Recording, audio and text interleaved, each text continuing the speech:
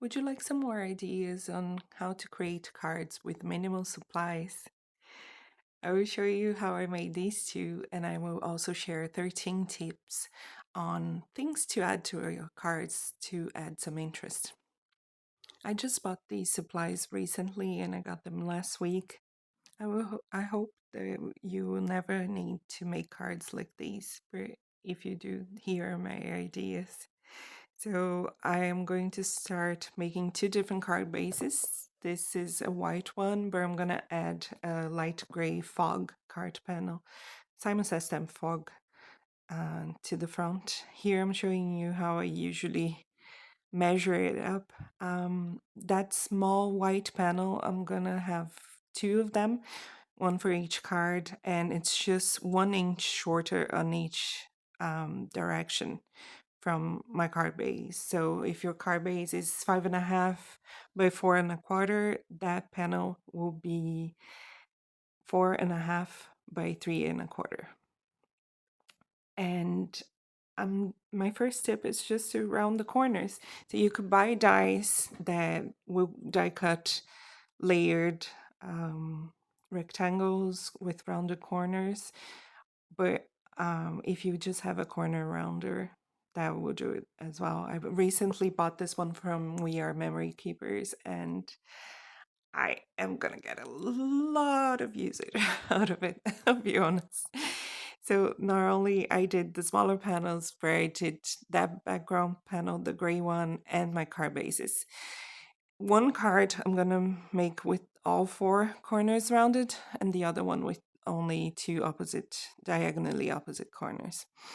So my second tip is to add detailed plates. The third one, you know, those scissors, the detailed scissors that you probably have laying around the house. I find that they are very easy to find. So if you don't have a die cut, you could use them to add detail to the borders of your cards and your panels. So watercolors, acrylic paints, we have spray paints as well. These can all be used to add splatters or spatters to your background, and you add some interest. Shimmer spray, I have the gold and the clear sparkle, but you could get the silver one. I know loads of people prefer silver. I gravitate towards gold, as you can see on the screen. Glitter spray, watercolor markers, these ones that you can press and you can get the ink out on the bristles of your brushes. Those are the best ones. I'll show you how to use a few of them, or how I use a few of them. This one I'm gonna get that distress stain, and I'm gonna add just a little bit, and I'll come with the clear spray, add some more, and then I'm gonna use a little bit of the dark gray that I have in that watercolor brush set. These brush markers are very handy. I absolutely love them. The pigment is very concentrated, and you can probably not really see what I'm doing here, but I'll show you a close-up in a second and you'll be able to see better. Here you go. And you can't really see much of the shimmer on camera, but in person it's very pretty. This one, I'm just adding the gold, so you can spray it, or you can also remove the nozzle and just tap, and you get a bit of the bigger dots on your background. And here's the final result. I am going to dry them a little bit with my heat tool.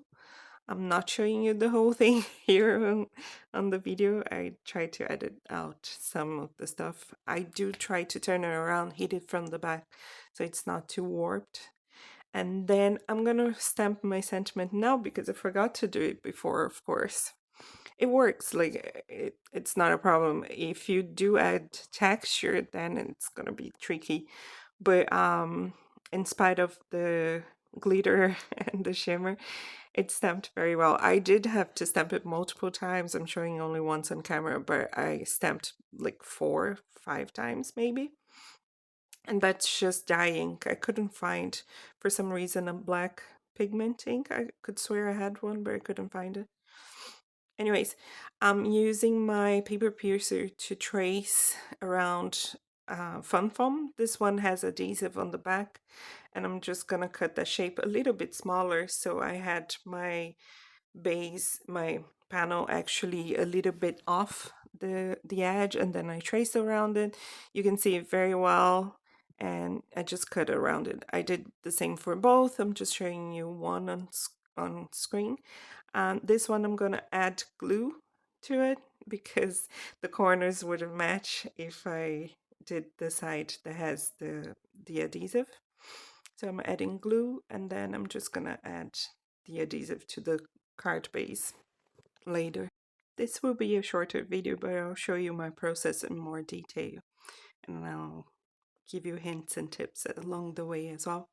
So here I'm just assembling my panels and my card base. This one I'm gonna use liquid glue to add my background panel, and then the smaller one as well.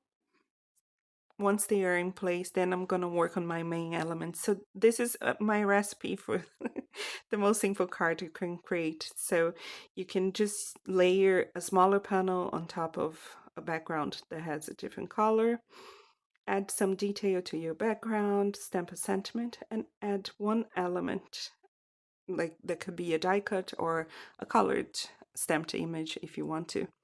So to the die cuts, I'm gonna add some color, and this is not a layering set, but I'm gonna layer it.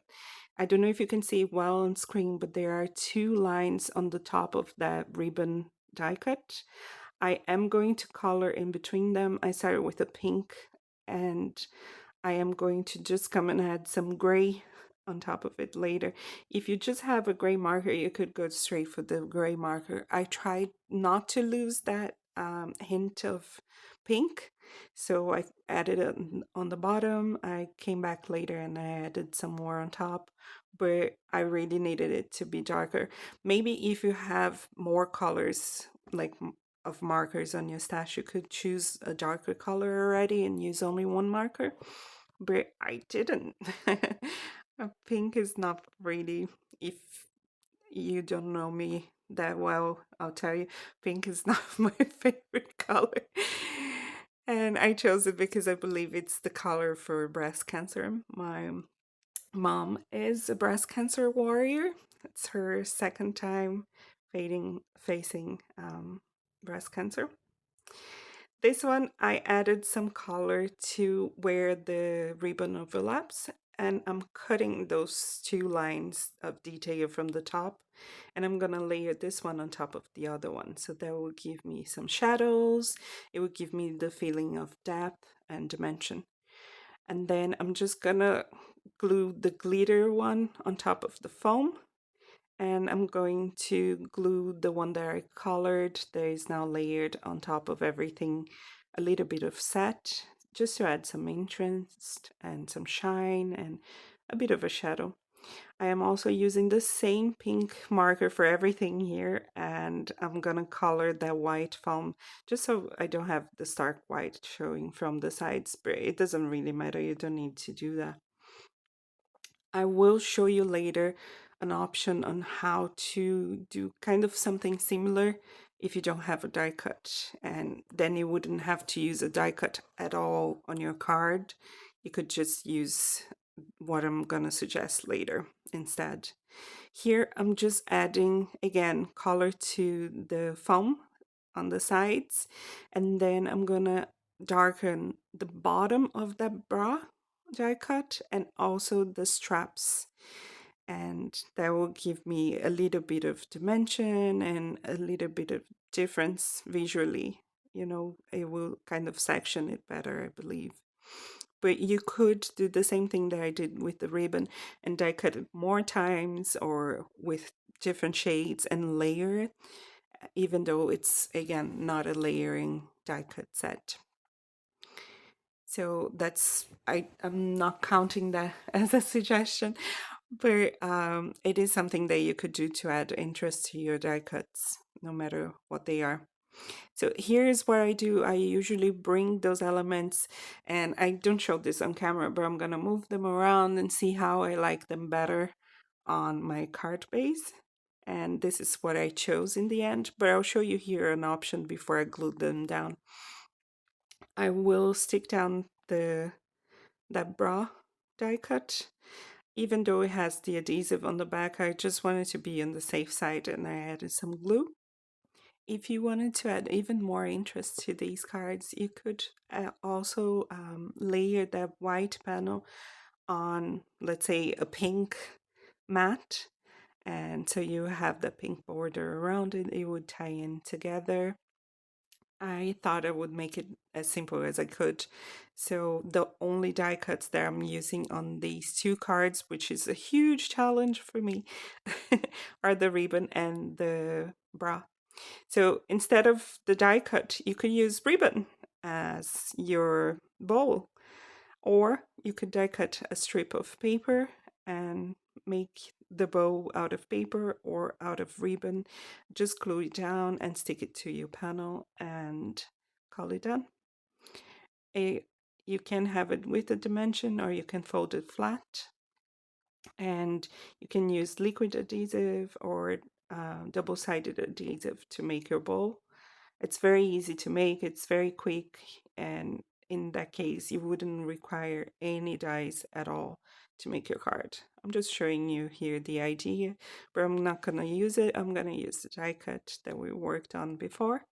We are creating two very quick and easy cards, but they also have a lot of interest. They are not that clean and simple. Okay, so you can add those accessories as well to add interest, and I just added a few sequins here. Both of the cards I added the same sequins. These ones are from Spellbinders and they don't have that much dimension. I already have so much dimension on this card on the white behind the white panel and behind my die cut. These are the final results, and the last idea that I have for you is to use a gel pen. So you could use it to trace a border or to do a dotted border along that black card base, or also to add interest to your die cuts. Happy crafting! Bye!